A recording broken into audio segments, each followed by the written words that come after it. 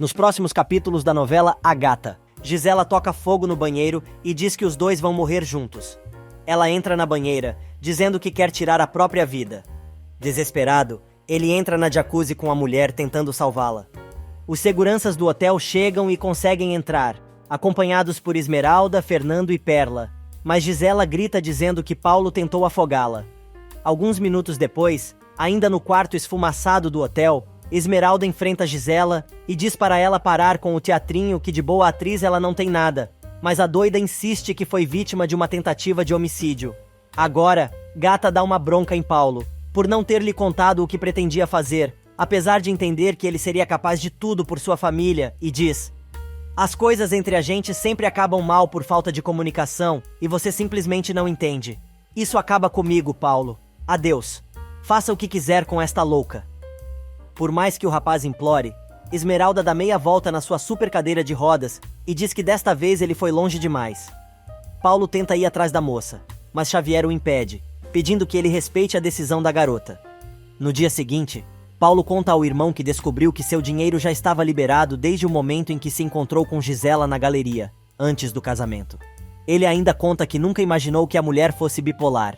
No instituto, Esmeralda conversa com Xavier e diz que está muito cansada de enfrentar a vida, revelando que, apesar de ter o amor de Paulo, ele a decepcionou novamente, apesar de saber que o rapaz também é apaixonado por ela.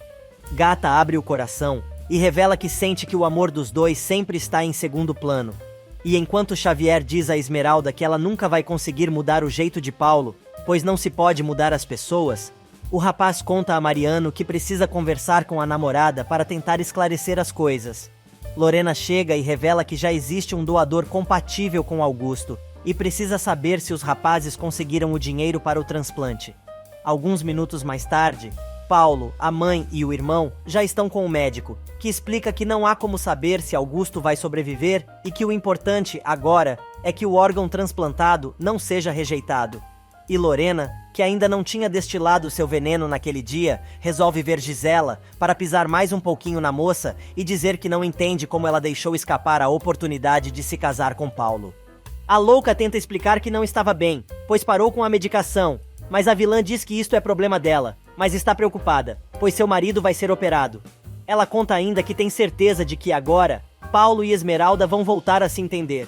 Gisela então propõe que as duas voltem a ser aliadas.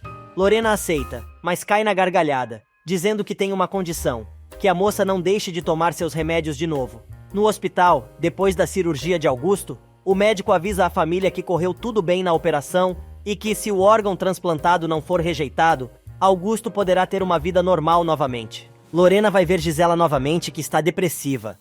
A rainha da maldade conta que pesquisou na internet sobre a doença da comparsa e revela que a moça pode usar a bipolaridade para que Paulo se sinta culpado, e assim ele não vai ter como abandoná-la.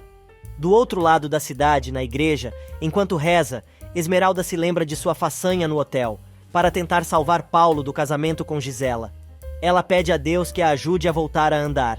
Padre Rivas chega e conta a Esmeralda que o rapaz esteve ali para pedir perdão pelo mal que estava a ponto de fazer a sua amada.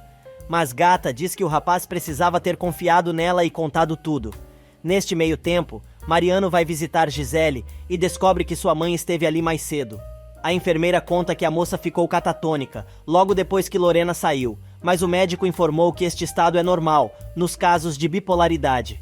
Aproveitando que ficou sozinho com a mulher, Mariano resolve dizer que ela deve estar pagando por todo o mal que fez, sem saber que a doida está só encenando, seguindo os planos de Lorena. De volta ao hospital, Lorena se lembra da conversa que teve com Gisela, explicando que ela tinha que fingir a catatonia e aproveitar que Paulo e Esmeralda ainda não reataram. A mulher conta que o filho é sentimental e vai ficar com pena. Lorena explica que deve acontecer com ela, o mesmo que aconteceu com a Gata, pois quando seu filho a conheceu, a menina era uma pobre e suja morta de fome. A jararaca mãe ainda orienta Gisela para que ela tenha paciência e ir conquistando Paulo aos poucos. Enquanto isso, no instituto, Esmeralda se esforça para voltar a caminhar. Sob o incentivo de Xavier, a moça continua tentando, apesar de reclamar da dor. Finalmente a moça solta as barras e consegue ficar em pé por alguns segundos. Ela cai nos braços de Xavier e Manuel vibra com o avanço da garota. Algumas horas mais tarde, Esmeralda volta ao seu amado barranco e fica em pé. Ela se diverte escorregando até embaixo e depois engatinhando até o topo novamente. A moça resolve voltar empurrando a sua cadeira de rodas. Algumas horas mais tarde, Paulo tenta conversar com Esmeralda, que ainda está furiosa. A moça diz ao rapaz que não quer papo furado, mas deixa claro que não quer vê-lo durante um tempo. Em seu escritório, Fernando descobre que o juiz quer vê-lo mais uma vez antes de tomar sua decisão. Silencioso se preocupa, porém, Osório o tranquiliza, dizendo que o magistrado só quer conhecer melhor os antecedentes, mas avisa que os dois precisam ir imediatamente ao tribunal. Alguns momentos mais tarde, o juiz dá início à sessão. Mariano, que está representando o pai, avisa que não vai seguir a mesma linha de defesa de Augusto, pois seu dever é fazer justiça. O advogado acaba defendendo o silencioso e diz, com todas as letras, que o responsável por tudo foi seu pai e Fernando é inocente do crime pelo qual foi condenado. Mas Mariano tem uma exigência.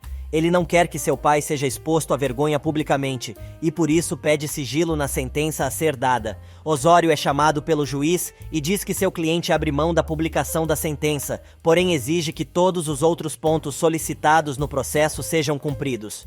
Ao final da sessão, Fernando agradece a Mariano, mas deixa claro que ficou indignado com o juiz, que resolveu deixar a sentença para o dia seguinte.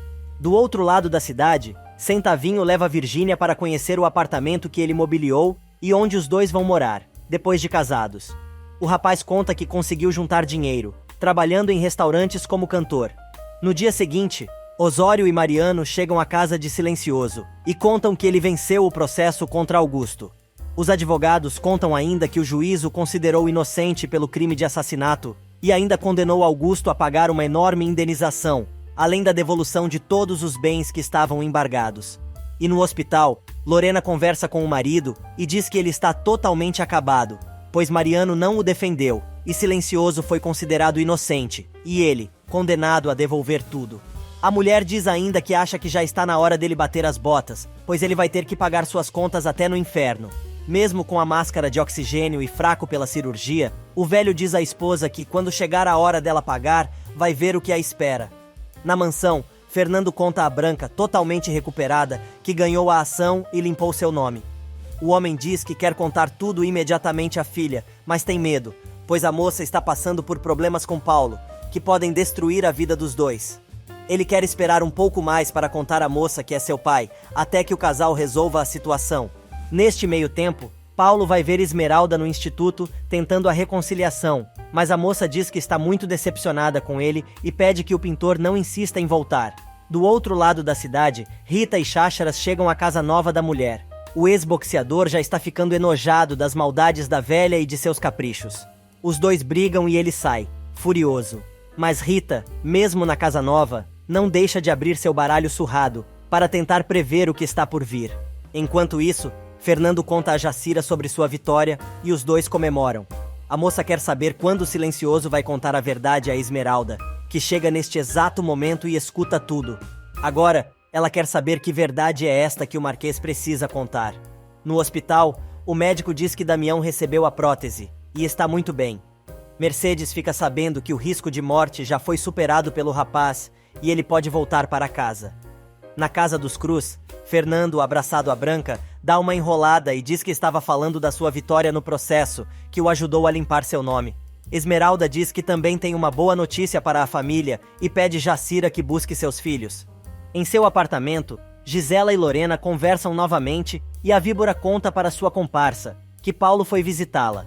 Lorena fica feliz da vida, dizendo que a tendência é que seu filho fique cada vez com mais pena dela, desde que continue se fingindo de catatônica. A mulher diz que tem certeza de que, com o tempo, Gata vai acabar rejeitando o rapaz pela sua total falta de atenção. A dona da galeria expressa seu desejo e diz que pouparia muito trabalho se a maldita Gata fosse atropelada por uma carroça e morresse de uma vez. Lorena, então, dá uma ideia à cúmplice, dizendo que ela poderia providenciar isso, pois ninguém suspeitaria dela que, supostamente, está em estado vegetativo.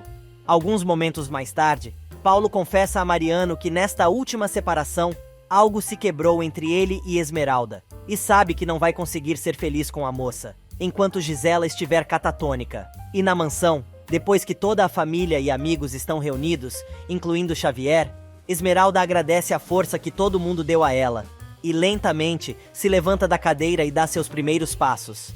A família se emociona e, mesmo sem enxergar, Xavier consegue sentir a felicidade no ar.